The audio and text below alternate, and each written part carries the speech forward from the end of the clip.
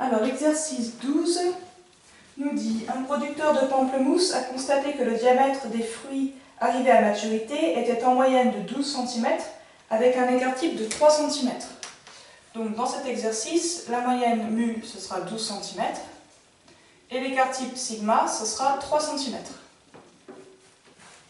Ensuite, en supposant que le diamètre suit une loi normale, le diamètre, je vais l'appeler D,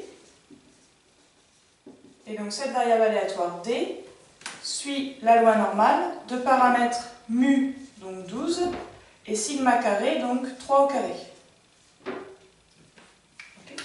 Donc on nous demande quelle est la proportion de pamplemousse dont le diamètre est tout d'abord inférieur à 11 cm. Donc on va chercher la probabilité pour que la variable D soit inférieure à 11. Alors déjà, qu'est-ce que je vais rentrer là-dedans? Donc sigma dans mon exercice ici il vaut 3. Je suis ici dans la calculatrice, hein, bien sûr. Mu ici il vaut 12.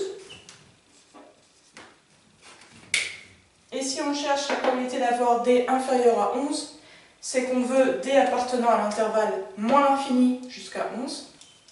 Moins l'infini, je rentre moins 1, 10 puissance 99. Et ici, pour upper, je mettrai 11.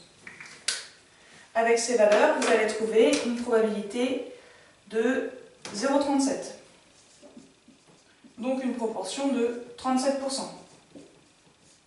Ok ? Alors ici, je m'abstiens de faire la phrase, mais 37% des pamplemousses ont un diamètre inférieur à 11 cm. Okay. Ensuite, on vous demande dont le diamètre est compris entre 11 et 14 cm.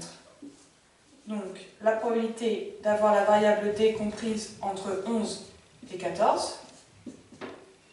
Donc ici, je vais mettre en lower 11 et en upper 14. Je ne change pas les valeurs de mu et de sigma. Avec ces valeurs, vous allez trouver une probabilité de, qu'est-ce que j'ai noté? 0,38. Donc une proportion de 38%.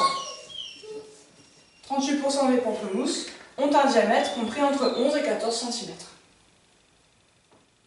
La question c'est la proportion des fruits ayant un diamètre supérieur à 14 cm. Ici, on peut s'abstenir d'utiliser la calculatrice. Le diamètre, il est soit plus petit que 11, soit compris entre 11 et 14, soit plus grand que 14. Donc ici, je peux faire 1 moins les valeurs que j'ai trouvées au-dessus. 0,37 plus 0,38.